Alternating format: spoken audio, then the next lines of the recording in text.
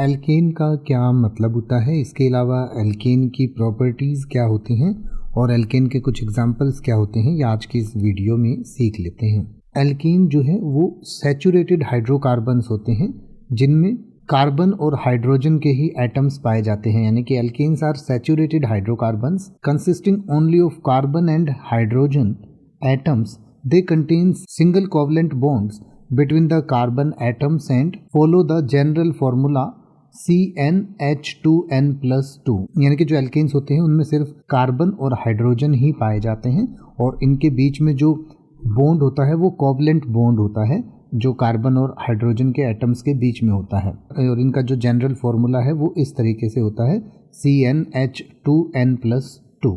और इनकी जो प्रॉपर्टीज़ होती हैं यानी इनके जो गुण होते हैं वो एक बार समझ लेते हैं। एक तो सबसे पहले ये सैचुरेटेड हाइड्रोकार्बन्स होते हैं, यानी कि ये संतृप्त हाइड्रोकार्बन होते हैं, यानी all carbon carbon bonds are single bonds, यानी कि इसमें जो कार्बन कार्बन के बॉन्ड्स होते हैं वो सिंगल होते हैं। दूसरा ये नॉन पोलर होते हैं, यानी कि insoluble in water but soluble in organic solvents, यानी कि पानी में तो इनसॉल्यूबल होते हैं, पानी में नहीं घुलते, लेकिन जो ऑर्गेनिक सॉल्वेंट्स होते हैं उनमें ये घुल सकते हैं। इसके अलावा इसका एक और गुण होता है कंबस्शन, यानी कि burn in oxygen to produce carbon dioxide and water releasing energy, यानी कि इनमें जो है बहुत तेज आग लग सकती है और ये जब जलते हैं तो इनको ऑक्सीजन की ज़रूरत होती है, कार्बन डाइऑक्साइड ये रिलीज़ करते हैं, पानी रिलीज़ करते हैं और साथ में एनर्जी को भी रिलीज़ करते हैं। और इनकी लो रिएक्टिविटी होती है, यानी कि chemically stable due to single bonds, यानी कि केमिकली जो है स्टेबल थोड़े होते हैं। तो जैसे मीथेन जो है वो सबसे सिंपल उदाहरण है किसी भी अल्केन का, और ये जो है नेचुरल गैस होती है CH4 जिसे हम कहते हैं।